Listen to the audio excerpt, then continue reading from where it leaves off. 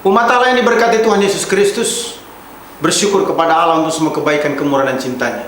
Dia selalu bersama dan tidak pernah meninggalkan kita. Dia memimpin kita, menuntun bimbing kita ke air yang tenang dan padang rumput yang hijau, sehingga kita selalu menjadi aman, nyaman, dan tenang. Kembali bersama dengan saya, Pendeta Dr. Hanas DTH, dalam program Reministry.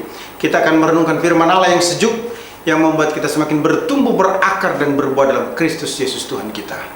Masih di pembelajaran bibliologi di seri yang keempat ini, secara khusus mendiskusikan atau membicarakan tentang penyataan atau wahyu khusus Allah di bagian kedua. Di bagian pertama kita sudah belajar bersama-sama tentang penyataan atau wahyu khusus Allah. Di bagian pertama tentang undi, Urim dan Tumim, mimpi, penglihatan, dan tiupani. Penyataan khusus di bagian kedua ini akan membahas tentang malaikat, nabi-nabi, peristiwa-peristiwa, Yesus Kristus, Alkitab, yang merupakan bagian integral yang tidak bisa dipisahkan juga dari penyataan atau wahyu khusus Allah. Umat Allah yang diberkati Tuhan Yesus Kristus, saya akan menjelaskan hal tersebut satu persatu. Mohon diperhatikan agar kita bisa memahaminya dengan baik. Yang pertama, malaikat. Ingat bahwa ini adalah penyataan atau wahyu khusus Allah di bagian yang kedua. Malaikat itu dipakai oleh Allah, atau malaikat itu diciptakan oleh Allah untuk membawa pesannya kepada umatnya. Itu sebabnya disebut sebagai messenger, penyampai pesan Allah. Para malaikat itu dipakai Tuhan untuk menyatakan kehendak Allah, menyampaikan pesan Allah kepada manusia. Contohnya Daniel ditemui oleh malaikat. Itu jelas sekali dinyatakan dalam Daniel 9 ayat 20 ya. Sementara aku berbicara dan berdoa dan mengaku dosaku dan dosa bangsa Israel, dan menyampaikan kehadapan Tuhan Allahku permohonanku bagi gunung kudus Allahku. Ayat 21. Sementara aku berbicara dalam doa, terbanglah dengan cepat ke arahku Gabriel. Ini bicara tentang malaikat Gabriel.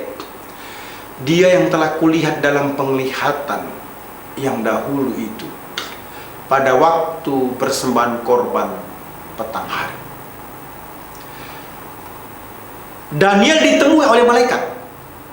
Kemudian Rasul Yohanes juga ditemui malaikat atas perintah atau utusan Tuhan.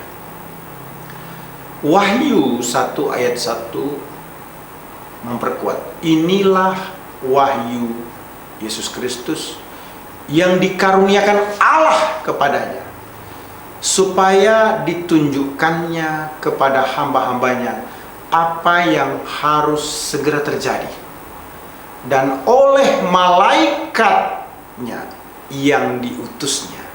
Malaikatnya yang diutusnya, artinya apa? Malaikat yang diutus Allah.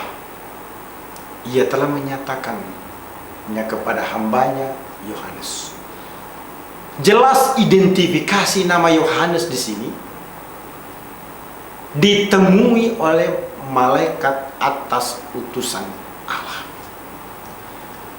Allah akan memakai malaikat untuk berkomunikasi kepada manusia, termasuk juga terhadap burung.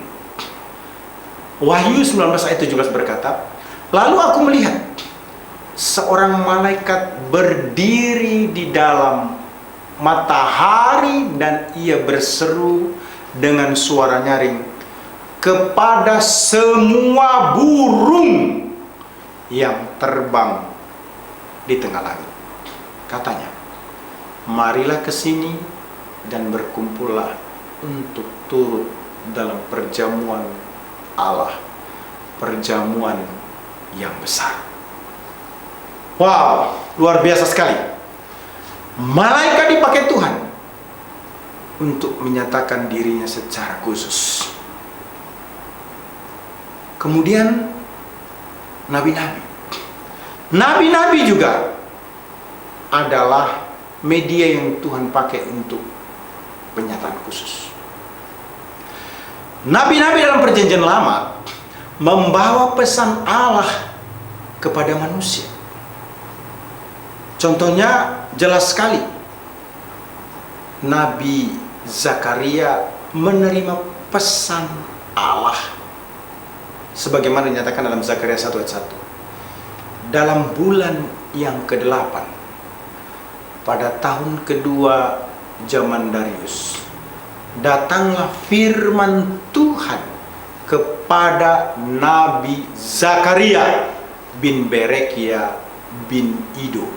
Bunyinya, sangat murka Tuhan atas nenek moyang. Sebab itu katakanlah kepada mereka, beginilah firman Tuhan semesta alam, kembalilah kepada. Demikianlah firman Tuhan semesta alam, maka aku pun akan kembali kepadamu. Firman Tuhan semesta alam. Firman Tuhan datang kepada Daud dalam 2 Samuel 23:1. Inilah perkataan Daud yang terakhir, tutur kata Daud bin Isai, dan tutur kata orang yang diangkat tinggi, orang yang diurapi Allah Yakub, pemazmur yang disenangi di Israel. Ayat 2. Roh Tuhan berbicara dengan perantaraanku, firman-Nya atau firman Tuhan ada di lidah. Jadi jelas sekali Bapak Ibu, bahwa Tuhan memakai nabi-nabi sebagai penyataan khusus untuk menyatakan eksistensi, perintah atau kehendaknya. Kepada Nabi Zakaria dalam perjanjian lama, kepada Daud. Nah, kalau kita cek bagaimana dengan konteks dalam perjanjian baru, maka para rasul atau nabi dalam perjanjian baru juga menerima penyataan atau pesan Allah. Efesus 3 ayat 5 memberikan penguatan yang pada zaman angkatan dahulu tidak diberitakan kepada anak-anak manusia, tetapi yang sekarang dinyatakan di dalam roh kepada rasul-rasul dan nabi-nabinya yang kudus. Mereka berbicara dengan wibawa karena mereka mengkomunikasikan firman Allah. Jadi clear sekali bahwa nabi-nabi, apakah dalam perjanjian lama maupun perjanjian baru, bahkan para rasul, dipakai oleh Allah untuk penyataan khusus. Selanjutnya peristiwa juga merupakan cara yang digunakan oleh Allah untuk menyatakan dirinya secara khusus.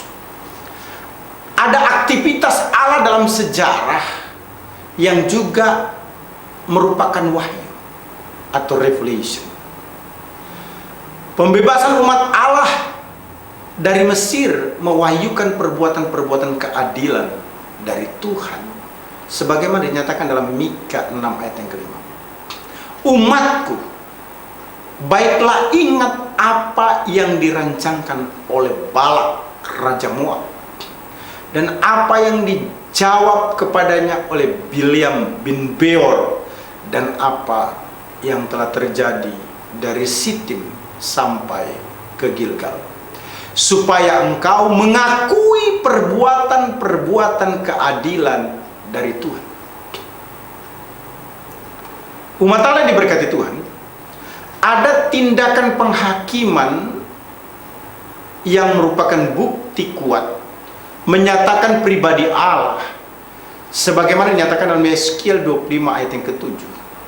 Oleh sebab itu sungguh aku akan mengacungkan tanganku melawan engkau dan menyerahkan engkau menjadi jarahan bagi suku-suku bangsa, dan melenyapkan engkau dari tengah bangsa-bangsa, dan membinasakan engkau dari negara-negara. Aku akan memusnahkan engkau. Dengan demikian engkau akan mengetahui bahwa akulah Tuhan. Peristiwa-peristiwa dipakai Tuhan untuk menyatakan eksistensi atau keberadaannya. Peristiwa-peristiwa merupakan bagian atau media yang dipergunakan Allah untuk penyataan khusus. Inkarnasi Yesus Kristus menyatakan kemuliaan Allah, sebagaimana dinyatakan dalam Yohanes 1 ayat 14. Tidak perlu lagi diragukan bahwa peristiwa-peristiwa ini, termasuk juga peristiwa Yesus yang menjadi manusia, merupakan satu sejarah atau sesuatu yang bersifat faktual, supaya penyataan khusus ini bisa dikomunikasikan. Nah, kini ada yang menganggap, saudara, iman secara eksistensial itu lebih berarti daripada mempercayai kebenaran yang menyejarah. Dengan kata lain, ada orang tertentu yang berusaha untuk menciptakan wahyu terpisah dari fakta-fakta sejarah. Kepenulisan sejarah eksistensial tidaklah pernah menjadi bagian dari kerangka penulis-penulis Alkitab. Bukan hanya peristiwa-peristiwa itu harus menyejarah, tetapi juga harus ditafsirkan melalui ilham ilahi. Itu sebabnya jikalau kita ingin mengetahui maknanya secara teliti, maka perlu ada pimpinan Roh Kudus untuk memahami makna sejarah. Misalnya, banyak orang yang disalibkan. Bagaimana kita tahu bahwa penyaliban dari seorang Yesus dari Nazaret itu menebus dosa dunia? Ingat, yang disalib itu di zaman Yesus bukan hanya dirinya, tetapi salah satu yang disalib adalah Yesus. Namun penyaliban bagi Yesus memberi makna tersendiri, bahwa penyaliban Yesus sangat terkait dengan penebusan dosa manusia. Yesus adalah penebus dari nasab. Firman dari penyataan khusus menjelaskan dan menafsirkan dengan benar akan makna peristiwa yang mungkin saja tidak jelas. Artinya, kita harus mengetahui bahwa setiap peristiwa bukan kejadian yang tiba-tiba, tetapi memiliki makna tertentu.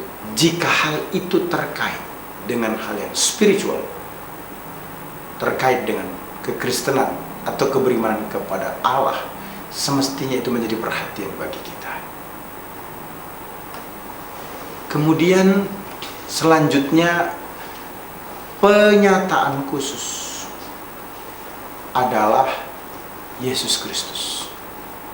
Yesus Kristus adalah saluran penyataan Allah yang sempurna, sebagaimana dijelaskan dalam Yohanes 1 ayat 1, ayat 14 dan 18. Firman Tuhan menyatakan, pada mulanya adalah firman, firman itu bersama-sama dengan Allah, dan firman itu adalah Allah. Firman itu telah menjadi manusia dan diam di antara kita, dan kita telah melihat kemuliaannya, yaitu kemuliaan yang diberikan kepadanya sebagai anak tunggal Bapa, penuh kasih karunia dan kebenaran. Tidak seorang pun yang pernah melihat Allah, tetapi anak tunggal Allah yang ada di pangkuan Bapa, dialah yang menyatakannya. Jadi tidak perlu diperdebatkan lagi, saudara-saudara, bahwa inkarnasi Yesus Kristus adalah saluran utama dari wahyu khusus. Yang terakhir adalah Alkitab. Alkitab merupakan sarana yang paling menyeluruh dari semua sarana penyataan khusus. Karena Alkitab mencakup banyak segi dari saluran-saluran lain. Apa yang kita ketahui tentang Yesus Kristus yang ada dalam Alkitab, sekalipun tidak semua yang Yesus perbuat atau katakan dicatat dalam Alkitab, tapi Alkitab adalah catatan yang bukan hanya menyeluruh, tetapi juga teliti, berkesinambungan dan progresif, yang tentunya memiliki tujuan bermanfaat menuntun keselamatan bagi orang yang tidak percaya, bermanfaat untuk menjadikan orang menjadi baik ketika dia ada dalam Yesus Kristus. Alkitab itu adalah pengetahuan yang benar tentang diri Yesus Kristus sendiri. Umat Allah yang diberkati Tuhan Yesus Kristus. Penyataan atau wahyu khusus Allah di bagian 2 ini ditunjukkan melalui malaikat, nabi-nabi, peristiwa-peristiwa Yesus Kristus dan Alkitab. Jadi secara keseluruhan terkait dengan penyataan atau wahyu khusus Allah ditunjukkan melalui ciri, undi, urim dan tumim, mimpi, penglihatan, teofani, malaikat, nabi-nabi, peristiwa-peristiwa Yesus Kristus dan Alkitab. Saya percaya pemahaman kita semakin lengkap terkait dengan penyataan khusus. Tuhan Yesus memberkati. Immanuel. Amin.